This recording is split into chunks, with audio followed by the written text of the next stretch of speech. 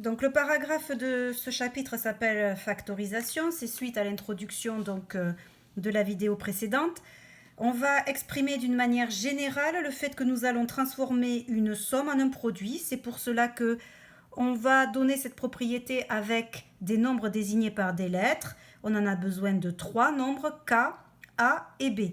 C'est traditionnellement ces lettres-là que l'on prend pour donner la propriété de la distributivité.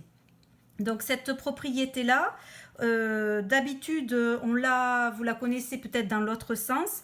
Là, on la donne lorsque nous avons une somme, ici, de 2 termes. Donc ces 2 termes qui sont K fois A et K fois B.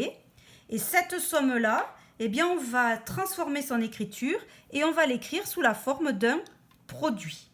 Et puisque on a transformé la nature de cette somme en un produit, eh bien, quand on transforme une somme algébrique en un produit, on dit que l'on factorise. Donc, quand on vous demandera de factoriser, eh bien, ça veut dire qu'on vous demandera, vous avez une somme au départ et on vous demande de la transformer en un produit.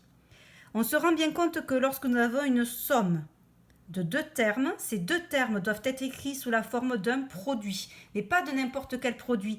Il faut qu'il y ait un facteur qui soit commun dans ces 2 produits.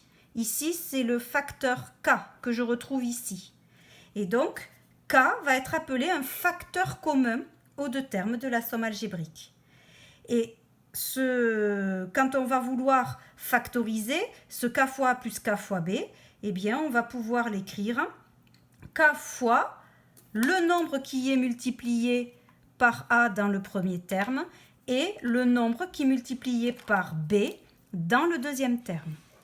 Vous avez ensuite des exemples qui suivent qui montrent en fait comment on va factoriser plusieurs types d'expressions.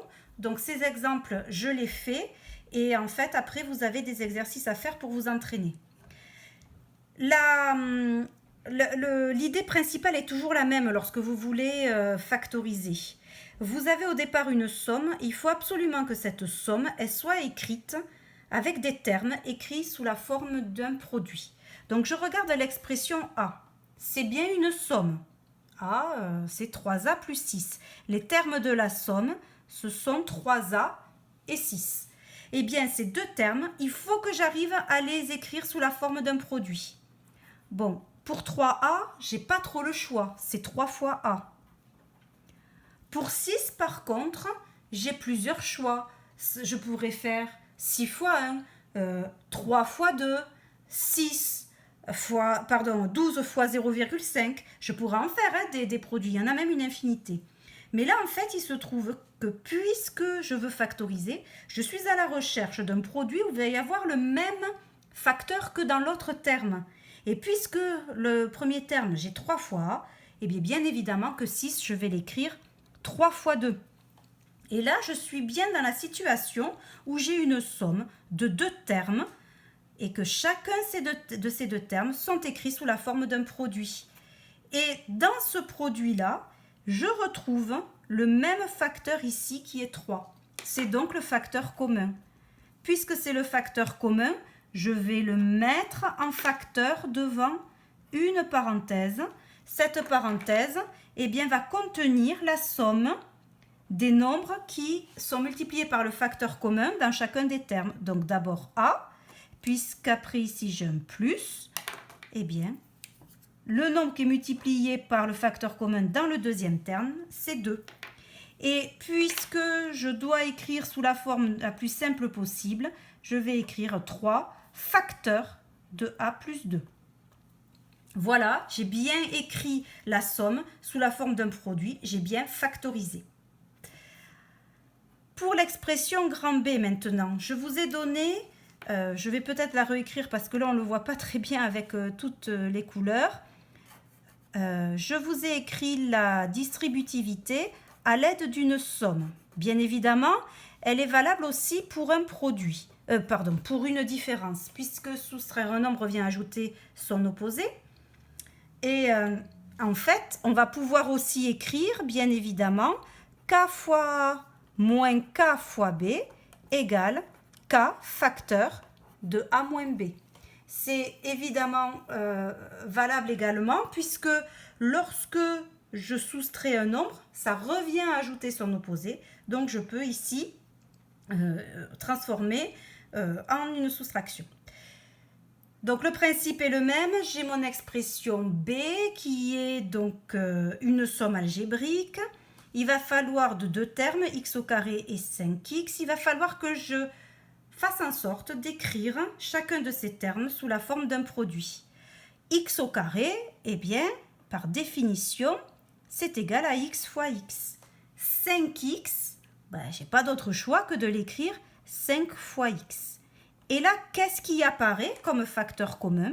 Eh bien, il apparaît le facteur x. Alors certes, il y a un autre x dans ce terme-là, mais il n'y en a qu'un des deux qui va intervenir ici dans le facteur commun. Donc, je le mets en facteur, j'ouvre une parenthèse. Le premier terme, ça sera donc le nombre par lequel est multiplié x dans le premier terme. Et le deuxième nombre, ça sera le nombre par lequel est multiplié x dans le deuxième terme. Et voilà ce que j'obtiens, écrit plus simplement, sans le signe multiplié, x facteur de x moins 5.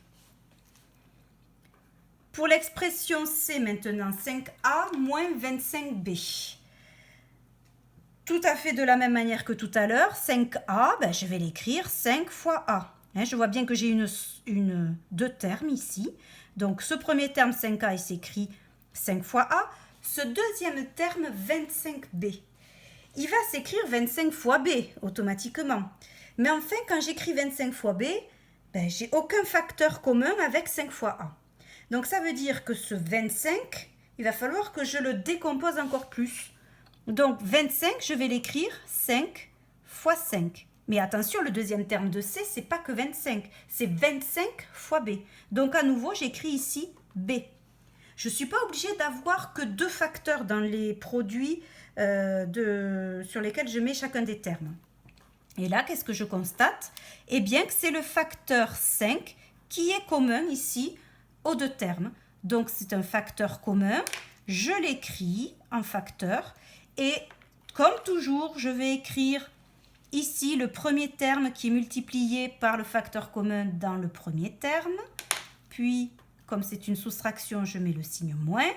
Et enfin, par qui est multiplié le facteur commun 5 dans le deuxième terme? Eh bien, il est multiplié par tout ça, par ce 5 fois b. Donc, ce 5 fois b, je vais l'écrire 5b. Et maintenant, je vais pouvoir écrire plus simplement sans ce signe multiplié, 5 facteur de a moins 5b, et c'est l'expression factorisée de c. Enfin, le d. Ce d, en fait, il va avoir un facteur commun un peu plus complexe que d'habitude. Enfin, complexe, c'est un bien grand mot. Donc, je me rends compte, en effet, que j'ai ici une soustraction de deux termes littéraux. 3y, je n'ai pas d'autre choix que de l'écrire 3 fois y, et 6y au carré. 6y au carré, je peux l'écrire 6 fois y fois y. Pas de souci. Mais 6 en fait, il faut que vous ayez le réflexe de regarder ce que vous avez fait avant. 6, vous pouvez aussi l'écrire 3 fois 2. Donc ce 6, je peux l'écrire 3 fois 2.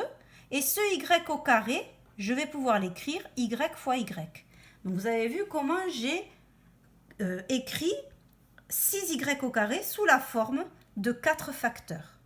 Et pourquoi j'ai fait ça? Parce qu'ici, en fait, 3y, 3 est un facteur commun dans ce premier terme et dans ce deuxième terme, mais y aussi. Ça veut dire que le facteur commun, ça sera 3y. Et oui, mais vous allez me dire, mais par qui est multiplié le facteur commun dans le premier terme? Qu'est-ce qui est multiplié par 3y pour obtenir y? C'est tout simplement 1. Je suis obligée d'avoir une parenthèse où il y a deux termes.